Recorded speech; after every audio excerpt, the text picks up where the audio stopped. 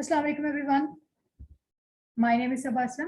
I am from Department of Zoology, Wildlife and Fisheries from the University of Agriculture, Faisalabad.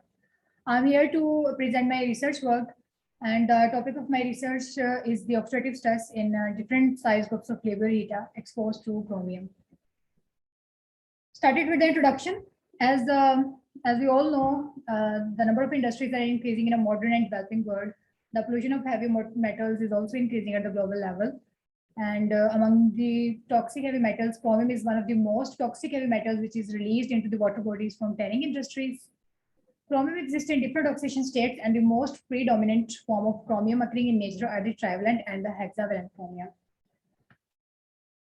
When chromium enters into the water bodies in excess amount, it produces the hydroxyl radicals, hydrogen peroxide, superoxide radicals, which are the reactive oxygen species, which induce the oxidative stress and tissue damage. What is oxidative stress? Oxidative stress is the imbalance between ROS and antioxidant biomarkers.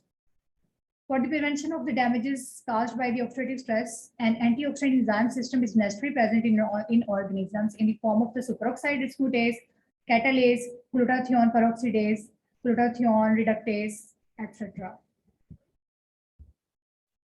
Here is the mechanism of the chromium toxicity and the antioxidant enzyme system. As you can see from this reaction, when chromium enters into the body of the fish, it produces ROS like the superoxide ion, which is the most toxic reactive oxygen species. And the antioxidant biomarkers like the SOD interacts with this superoxide ion and produce the hydrogen peroxide, which upon decomposition by catalase and GPX produce the H2O2 and oxygen. But when the level of the hydrogen peroxide is further increases, it produces other radicals like the hydroxyl ions, and it undergoes the oxidation and produce cellular damages like the damage to DNA and protein and lipid damage. As my research was on different sizes of the fish, because different sizes of the fish have different capacities to accumulate metals in the tissues, and they exhibit toxicity of different extents, like the juveniles, fingerlings, and adult fishes vary in their physiology, and the metabolic rates are also varied according to their ages and sizes. Labiorheta is one of the common carp and have 50% role in aquaculture production, and it's used to analyze the toxicity in the water because they have the ability to accumulate heavy metals in the tissues. What is the importance of my research? The research will be useful to utilize the fish of different sizes for the evaluation of the antioxidant biomarkers of the fish and for the biomonitoring of the aquatic environment. The objective of my research work to determine the 96R-LC50 and lethal concentration of the chromium, to determine the activity of the catalase, to determine the activity of the superoxide dismutase after acute exposure of the chromium in 3 size groups of the Labiorheta. Next section is the material and the method. First, I grouped the Labiorheta on the basis of their size. The size group 1 has an average weight of about 7.6 centimeter. Size group 2 has an average size of about 11.7 centimeter, and size group 3 has an average size of about 19.6 centimeter. And here is the diagram of my fishes. For determination of the LC50 and lethal concentration, probit analysis was used, and 3 different sublethal concentrations of the chromium were given to 3 fish size group. Like size group 1 has an average, was given as 1/7 LC50, size group 2 was given as 1/5 LC50, size group 3 was given as 1/2 LC50. Determination of the antioxidant enzyme activity.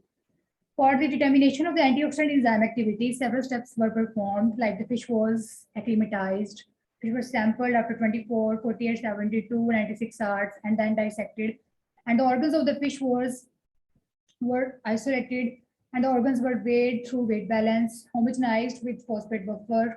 And for the homogenization, mortar and pestle was used. And then filtration was done with filter paper number 1. And at the last, centrifugation was done, and the filtrate was centrifuged for 15 minutes at 10,000 revolutions per minute. Enzyme assay for catalase.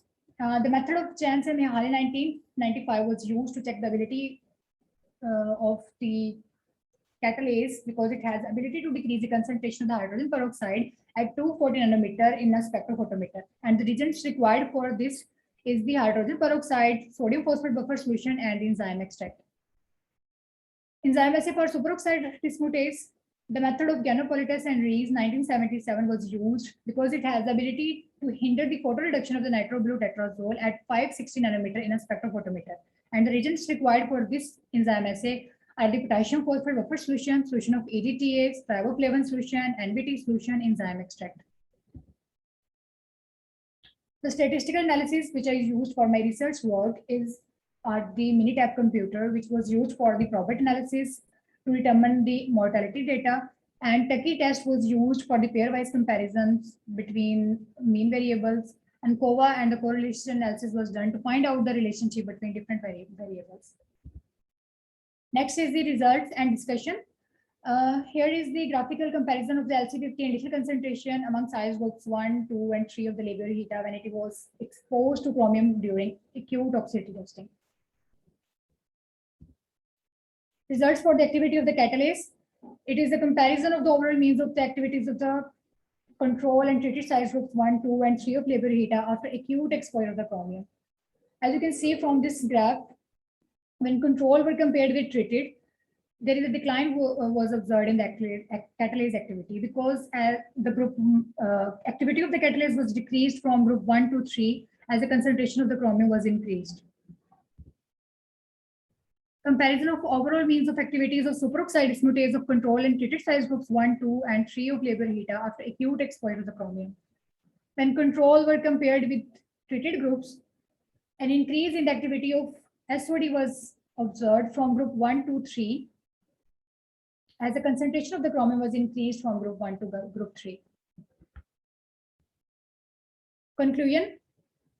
It was concluded from my research that the order of the acute toxicity values among 3 size groups was as, like the size group 1 has the lowest values of the acute toxicity, which means that small size fish was more sensitive to chromium exposure. The catalase activity in 3 fish size groups was decreased from group 1 to 3, which indicated that the catalase activity was decreased with increasing concentration of the chromium. And the activity of the superoxide dismutase was increased from size group 1 to 3, which indicated that the activity of the SOD was increased with increasing concentration of the chromium from group 1 to group 3. Statistical analysis was highly significant as the p-value is less than 0.01, and a significant relationship among physiochemical parameters was observed through correlation analysis. Here are the references of my research data. Thank you for your attention.